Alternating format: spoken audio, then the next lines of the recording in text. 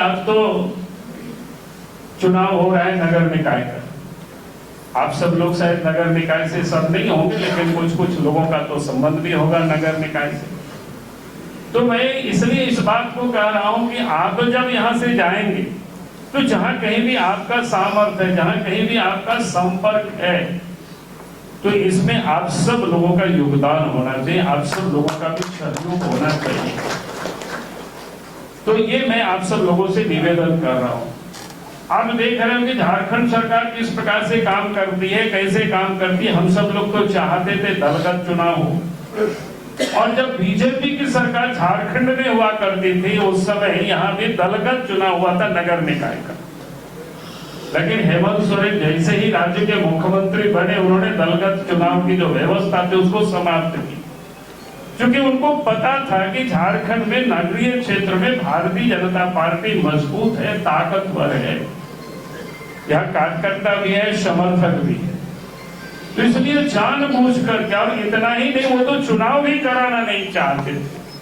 आप सबको ध्यान में होगा कि एक नगर निकाय क्षेत्र का तो 5 साल 6 साल समय हो गया, अगर उनकी बस चलता तो वास्तव में चुनाव नहीं कराता, क्योंकि वो एक प्रशासन को बैठा करके और पूरे झारखंड को, पूरे नगर निकाय की जो विकास योजनाओं को एक प्रकार से एक अफसरों के हाथों सौंप देना, क्योंकि उनसे उनको सुविधाएं होती है, उनसे उनको कमीशन लेने में सहूलियतें होती है, इसलिए वो नगर निकाय में भी चुनाव नहीं होने देना चाह रहे थे। अगर आज नगर निकाय में चुनाव हो रहा है तो हेमंत सोरेन की सद इच्छा से नहीं हो रहा है, बल्कि आज चुनाव हो रहा है तो हाईकोर्ट के निर्देश पर चुनाव हो रहा है। हाईकोर्ट ने एक प्रकार से डेडलाइन दे दिया, फरवरी में आपको चुनाव कराना ही कराना पड़ेगा, और सरकार को ये घोषणा पड़ा। हम सब लोगों ने मांग की थी कि भाई एक तो आप चुनाव कराओ तो ईवीएम से चुनाव कराओ, लेकिन वो भी उनको दलीय चुनाव कराओ, ईवीएम से चुनाव कराओ, दलीय चुनाव भी नहीं तैयार, ईवीएम से भी नहीं तैयार। इसलिए बैलेट पेपर में चुनाव में गड़बड़ी करने की बहुत ही गुंजाइश होती है। इसलिए मैं आप सब लोगों से भी कह रहा हूँ, आप जहाँ भी नगर से जहाँ जुड़े हुए आपके हित कुटुंब लोग हैं, उन लोगों को भी यह सचेत करना भाई, ये सरकार की मंशा ठीक नहीं है, सरकार की इच्छा ठीक नहीं है, वो गड़बड़ करने की वो कोशिश कर रही है।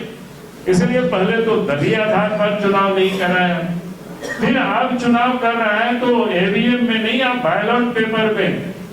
तो हम सबको मुस्तैद होकर के इस लोकतंत्र को बचाना है, इसके लिए हम सबको ये काम करना। और इसीलिए हमने भी कहा है, हमने इसलिए पार्टी की ओर से प्रदेश अध्यक्ष जी सब लोग जाकर के मेमोरेंडम दिया राज्य निर्वाचन आयोग को, और उनसे लोगों ने मांग किया कि भाई हर पोलिंग बूथों पर स्टैटिक्स फोर्स को खड़ा करिए, पैरामिलिट्री फोर्स को खड़ा करिए, हर पोलिंग बूथ पर सीसीटीवी कैमरा लगाइए, हर काउंटिंग बूथ पर सीसीटीवी कैमरा लगाइए, जहां बैलेट बॉक्स रखा जाएगा वहां भी स्टैटिक फोर्स और सीसीटीवी कैमरा लगाइए। क्योंकि हेमंत सोरेन के ऊपर भरोसा नहीं किया जा सकता, विश्वास नहीं किया जा सकता है, अनेक को इन्होंने विश्वासघात किया। सरकार पर एक गंभीर आरोप लगा रही है कि ईवीएम से नहीं चुनाव करा करके बैलेट से कहीं ना कहीं गड़बड़ी की मंशा।